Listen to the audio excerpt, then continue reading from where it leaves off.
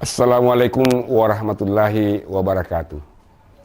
Jumpa lagi bersama sahabat-sahabat Matan TV dimanapun berada. Jika kita keluar malam hari dan menatap langit, cahaya bulan akan terlihat syahdu diiringi dengan kerlip bintang-bintang di sekitarnya. Apalagi saat bulan purnama, sinar bulan tampak menembus daun-daun pepohonan sembari bergoyang diterpa angin. Artinya, semesta yang elok ini tak lain adalah hasil dialog dan interaksi elemen-elemen kosmik dan bersepakat untuk menciptakan semesta yang indah. Saat ini di era akselerasi digital, pertemuan kita dengan orang-orang yang berbeda kian intensif. Perbedaan tersebut bisa meliputi banyak aspek. Bisa saja mereka dari daerah, suku, agama, keyakinan, jenjang pendidikan, kelas sosial, atau gaya hidup yang berlainan dari kita. Sebagai warga negara Indonesia dan warga internet, kita tidak mungkin lagi mengisolasi diri dari keberagaman. Oleh karena itu, satu-satunya cara yang elok untuk hidup di era ini adalah menerima keragaman dengan berbagai kenyataan. Dalam konteks kehidupan beragama, ada manusia yang lapang menerima keragaman, keyakinan yang ada di sekitarnya. Tetapi tidak sedikit orang yang nyinyir, misalnya karena tetangganya tidak seagama dengannya. Jika nyinyir itu tidak berdampak pada perlakuan diskriminatif dan kekerasan, sebetulnya sah-sah saja. Sama halnya ketika kita berniat melakukan kejahatan, ya tidak masalah selagi itu tidak direalisasikan. Namun jika sikap penolakan terhadap keragaman itu berlanjut kepada tindakan ekstrim, maka rasanya perlu ada upaya untuk menyadarkan orang itu bahwa pluralitas itu tidak dapat ditolak. Cara yang paling efektif untuk membentuk kultur keragaman yang minim konflik adalah dengan dialog. Dialog berbeda dengan debat. Banyak dialog lintas agama gagal memperbaiki sikap sosial mereka karena mereka terjebak pada mindset bahwa dialog itu ya merebutkan siapa yang benar dan siapa yang salah. Ini sebenarnya adalah debat, bukan dialog yang dimaksud. Dalam perdebatan, orang bertujuan untuk membuktikan kepada yang lain tentang kebenaran ideologinya dengan berbagai argumen yang meyakinkan dan untuk menolak pandangan yang berbeda.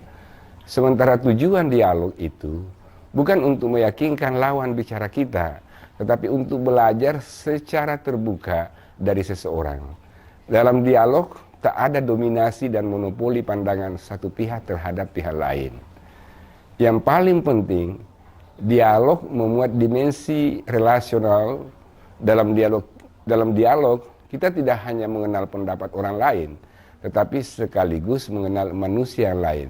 Kita sebagai manusia mengungkapkan pandangan kita, sementara partisipasi dialog yang lain juga mengungkapkan keyakinan sebagai sesama manusia.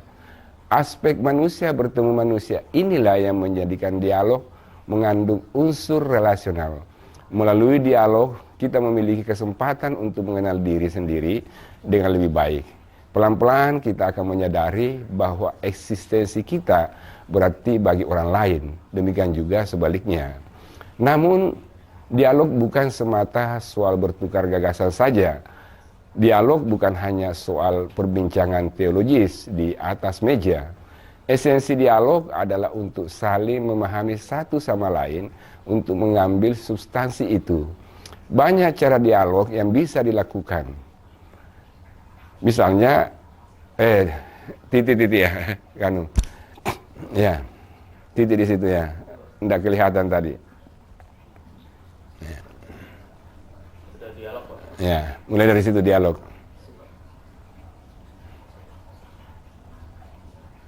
Berapa? Hah? Udah? Ya. 3, 2, 1. Dialog misalnya dapat dilakukan dalam bentuk festival budaya. Dalam festival kita akan saling mengetahui karakteristik budaya satu sama lain. Dialog juga bisa dilakukan dengan pendekatan progresif, dengan mendiskusikan satu isu penting. Contohnya, perwakilan umat Islam dan Kristen membahas soal isu ekologi di Indonesia. Komunitas Kristen akan mengenal bagaimana perspektif Islam mengenal kerusakan lingkungan.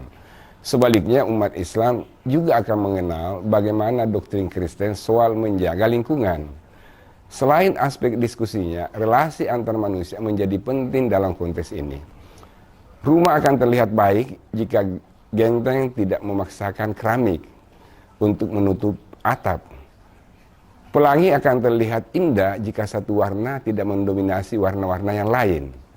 Umat manusia akan hidup damai jika keragaman itu terorganisir dengan baik. Melalui dialog, tidak ada dominasi, tidak ada marginalisasi, tidak ada diskriminasi. Manusia saling menyadari porsinya dan saling memahami satu sama lain. Demikian, semoga bermanfaat bagi kita semua, terutama bagi masyarakat, bangsa dan negara yang kita cintai. Wassalamualaikum warahmatullahi wabarakatuh.